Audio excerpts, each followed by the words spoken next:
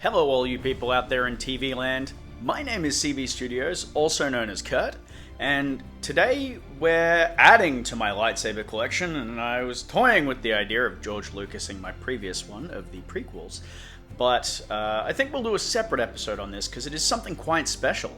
Today we're looking at the Anakin Skywalker Attack of the Clones lightsaber. This isn't a fan-made replica. This isn't a custom-made piece. This is actually an officially licensed Force FX replica. Now, you may be asking, how can this be? I didn't know that they did this. Well, this one is done by Master Replicas, which is a name I've not heard in a long time. I believe Master Replicas actually went out of business back sometime in the early 2010s. But this is the very first Force FX lightsaber replica they ever made. This was released in spring of 2002. It is not an LED lightsaber. It's definitely before the days of NeoPixel or anything like that. This is an electroluminescent lightsaber, and you can see there's a big seam, as this lightsaber blade is actually EL sheet in a tube, which is really, really unique. Now, the detailing on the hilt's pretty nice. There are some very questionable manufacturing processes done on this, as this is basically the prototype for any of the jewelable lightsabers that you see nowadays. Now, while this is a really old piece, this piece didn't come to me back in the day. In fact, I bought this about a month ago. My friend Outer Space Reviews, Chris over there, sent me a link to a website in Japan that had them on sale, and I got it for an absolute steal. I got this for about $90 Australian. Actually, it may even have been cheaper than that. And then I had to obviously pay shipping. But the interesting thing about it was it arrived brand new, essentially brand new, in its box. I don't think it had ever had batteries put into it. And it even came with some paper swag. Now, by paper swag, we have our original Master Replicas warranty card. So your registration on that, which is super, super, super cool. A printed FAQ sheet about how the lightsaber works. It's double-sided as well. EL sheet. What a time. We have our giant roadmap of safety instructions. Absolutely giant roadmap of safety instructions. Holy shit. Special invitation for Master Replicas. Congratulations on your new Master Replicas purchase. It is our mission to set the new standard in movie and television collectibles. This is about signing up for their society. And then, to give you an idea on just how old this is, we have our official Prop Replicas product catalog from spring 2002. Now this folds all the way out. We have our collector's edition Obi-Wan Kenobi and Count Dooku lightsabers.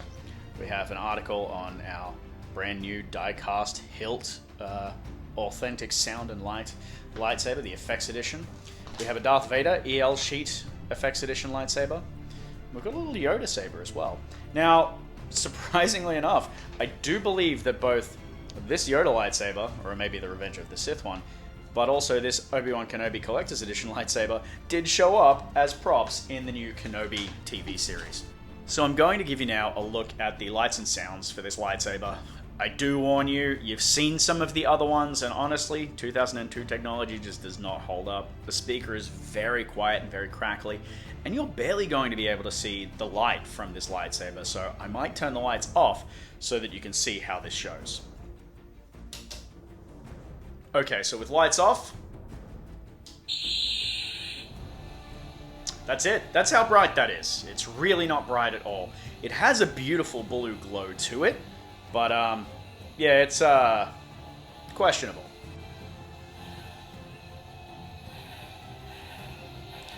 Our accent pieces do not light up, just so you are aware, and neither do the bubble strip, or does the bubble strip on the bottom. A very interesting thing about this I discovered while trolling through the FX forums, that's actually a motion sensor up in that top there. That's it's real cool. This hilt is also a magnet for fingerprints. Alright. Wow. That's quality. I'm not sure what sort of quality, but it is quality. So finally, the last thing I want to touch on with this lightsaber is just how you replace the batteries in something like this. As a collector of lightsabers, this was the least intuitive way to load batteries into a lightsaber like this. Now, I originally, as with most of them, thought that you would unscrew this end cap. And how good's that fucking perforated mesh there? You don't unscrew the end cap though. And this is where we get a little bit gnarly. Setting our lightsaber up on the stand, we have our control box. Oh, which is also not how you ignite it, as you can see. It's that little piece up there. We pull it up as it is spring-loaded, and that reveals two screws. We have a Phillips head, and we have a tri-side screw there, or a triangle screw. What we do is we unscrew. Let me just show you. Yeah, get my hands completely in the way for that. How good's that? We undo that screw until we are loose. Which we need to go just a little bit further. It's a very long screw in this. Now it does specifically say not to remove this screw, but I have, and I haven't had a problem with it. And then, just a little bit further. Yes, that grinding noise is apparently supposed to happen.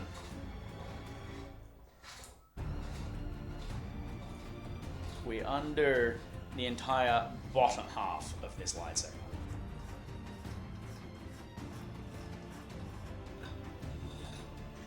And in this motherfucker, we have a grand total of 6 AA batteries. And you can see, obviously, my O-ring has started to deteriorate in that.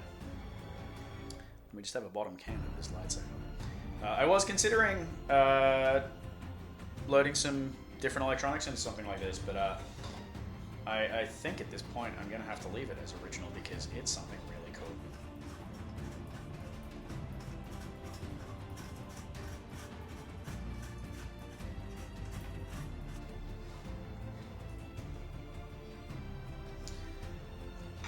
So you line up this little channel so it's square, and then you can screw your screw back in, and that holds the bottom half of the lightsaber on. This is absolutely not the best idea that Master Replicas have ever done for their lightsabers.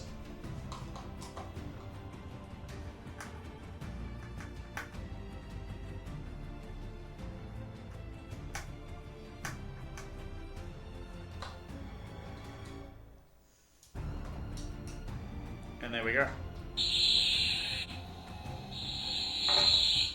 So there we have it.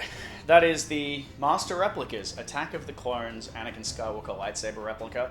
Now, the really fun thing about this is this arrived about 4 days before the episode of Kenobi, where we had a flashback of Hayden Christensen and Ewan McGregor dressed in their Attack of the Clones garb with their Attack of the Clones lightsabers, dueling and training in the Jedi Temple. So this is now not only an Attack of the Clones prop, but it is also a Kenobi replica. So that's really cool.